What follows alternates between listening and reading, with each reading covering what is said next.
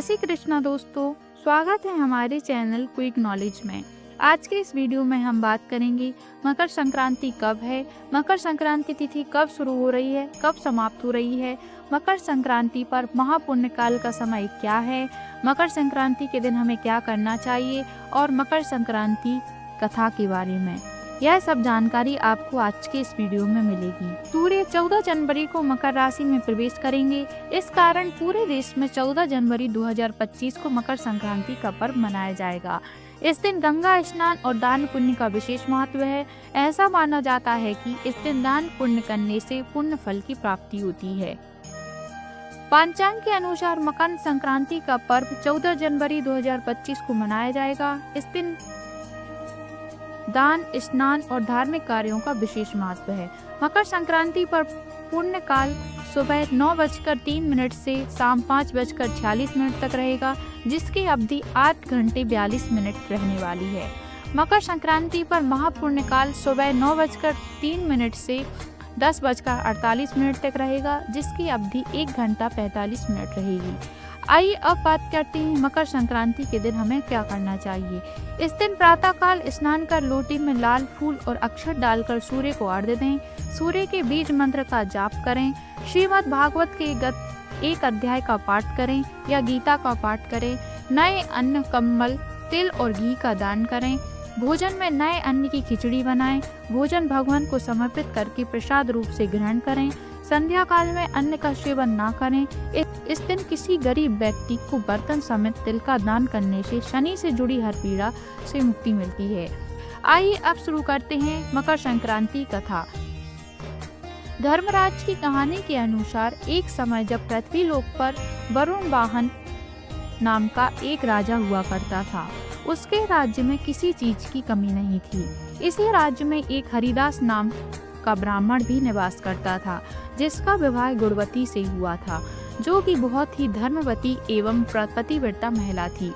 गुणवती ने अपना पूरा जीवन सभी देवी देवताओं की उपासना में लगा दिया और वह सभी प्रकार के व्रत करती थी और दान धर्म भी किया करती थी। इसके अलावा अतिथि सेवा को वह अपना धर्म मानती थी। ऐसे ही ईश्वर की उपासना करते हुए वह वृद्ध हो गई। जब उसकी मृत्यु हुई तो धर्मराज के दूत उसे अपने साथ धर्मराजपुर ले गए। यमलोक में एक सुंदर सिंहासन पर यम धर्मराज विराजमान थी और उनके पास ही चित्रगुप्त भी बैठे थे। चित्रगुप्त जब धर्मराज को प्राणियों का लेखा जोखा सुना रहे थे, तभी यमदूत गुणवती को लेकर पहुंचे। गुणवती यमराज को देखकर थोड़ी भयभीत हुई और मुंह नीचे करके खड़ी हो गई। फिर चित्रगुप्त ने गुणवती का ब्यौरा निकाला और उसके बारे में धर्मराज को बताया।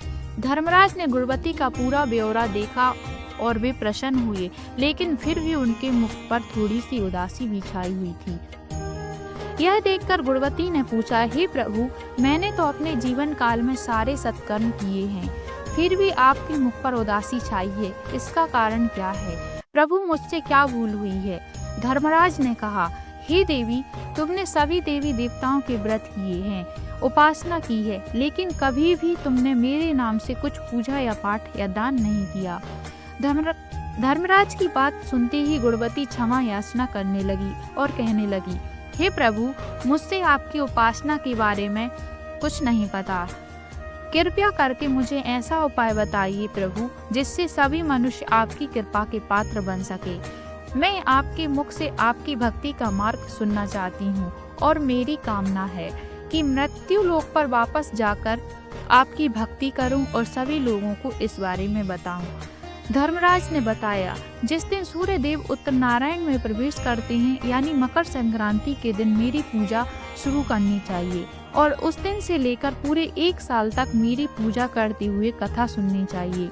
साथ ही मेरी पूजा करने वाले व्यक्ति को धर्म के इन 10 नियमों का पालन अवश्य करना चाहिए।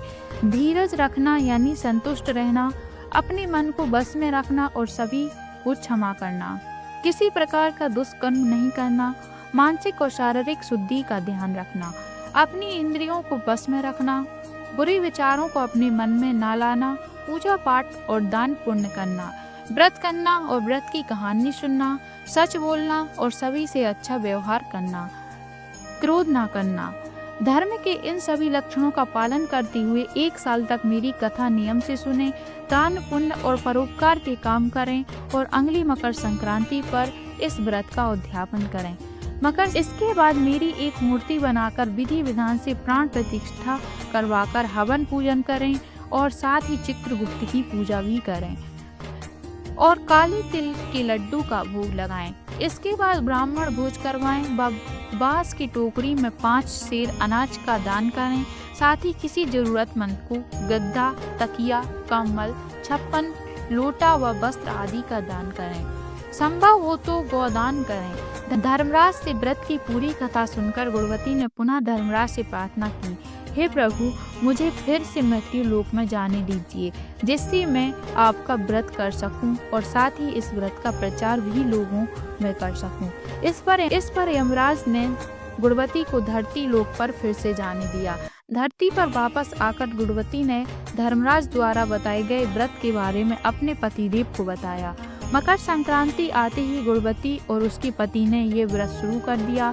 इसी व्रत के प्रभाव से उन पर धर्मराज की कृपा हुई और उन्हें मोक्ष की प्राप्ति हुई।